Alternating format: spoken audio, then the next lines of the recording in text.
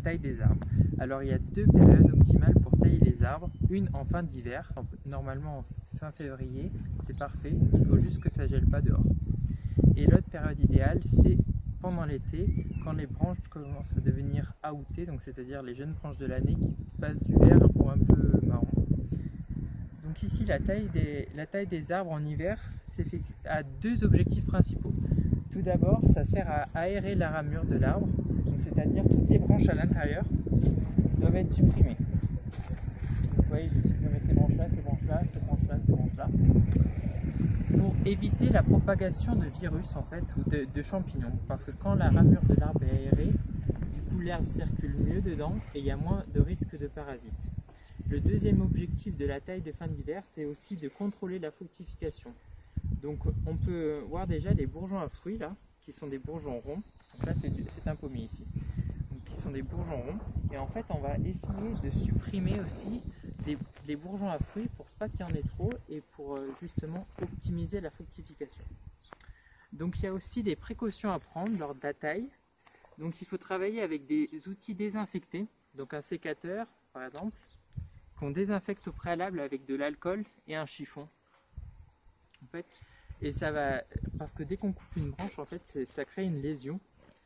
Et cette lésion, si l'arbre est infecté par un virus et qu'on recoupe un autre arbre par la suite, et bien cet autre arbre va être infecté. Donc c'est pour ça qu'on utilise des outils désinfectés pour travailler. Donc après vous avoir expliqué la taille du pommier, on va passer maintenant à la taille de la vigne, qui est une taille assez particulière qui s'effectue au même moment que la première taille des arbres, c'est-à-dire en fin d'hiver, quand ça ne gèle plus. Toujours les mêmes précautions, on travaille avec des outils désinfectés.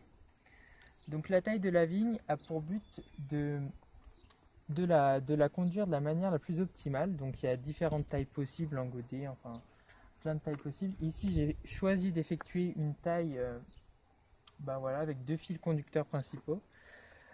Et quand on taille la vigne, donc on enlève déjà, première chose à faire, on enlève le bois mort, donc le bois qui a pu geler aussi pendant l'hiver si l'hiver a été rude.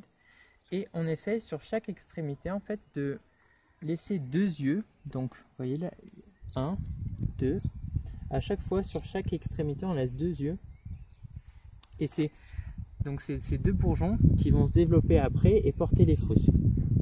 On peut aussi supprimer des branches que vous jugez trop denses à certains endroits, par exemple ici, pour essayer au maximum d'aérer pareil l'arbre pour pas qu'il y ait trop de branches et pour faciliter d'une part le mûrissement du fruit et éviter la propagation des champignons. Donc troisième type de taille à vous montrer pour une fin février début mars, la taille du framboisier. Donc ici, hop, on voit deux types de branches. Alors il y a des branches qui datent d'il y a 1 an. Donc celles-là, elles n'ont pas de bourgeons, vous pouvez voir. Donc elles ont déjà fructifié il y a 1 an, au printemps. Donc c'est des framboisiers remontants ceux-là. Donc elles sont à supprimer. Et il y a d'autres branches, celles-là, qui sont nées le printemps dernier, qui ont fructifié à l'automne et qui vont refructifier au printemps. Chaque branche fructifie 2 fois chez les framboisiers remontants. Donc en fait l'objectif de la taille des framboisiers remontants, on va supprimer toutes les branches qui n'ont pas été supprimées, qui ont déjà fructifié 2 fois, donc celles-là, celles qui n'ont pas de bourgeons, et celles qui ont des bourgeons, on va raccourcir leur extrémité parce qu'elles ont fructifié à l'automne, je vous le rappelle, et vous voyez là, regardez, il reste encore des framboises, et elles vont refructifier au printemps. Il y a encore des bourgeons ici. Donc hop, on coupe juste au-dessus. Voilà, donc on supprime celles qui ont fructifié 2 fois. Et celles qui vont refructifier au printemps, hop là, on supprime. Voilà. Et ensuite, donc là, en fait, c'est bien aussi de les désherber, les framboisiers à cette époque-là.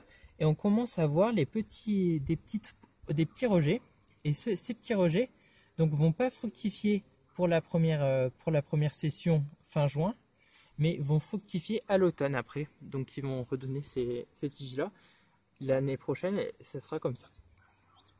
Voilà pour la taille des framboisiers. J'espère que ça a été clair. Vous l'aurez compris, la fin de l'hiver est l'époque propice pour tailler les arbres ou les arbustes. Ici, on se retrouve devant la 4e essence à tailler. Ce sont les groseilliers, les cassis. Alors, c'est très simple pour cela. On les taille qu'une fois par an. Et pour les tailler, on supprime les branches mortes ou les branches de plus de 3 ans. Donc on va tout de suite prendre l'exemple avec celui-là, par exemple, cet arbre-là. Donc on voit sur cette branche donc il y a une branche morte ici, une branche assez importante de plus de 3 ans, vous voyez, celle-là. Donc qu'on peut couper.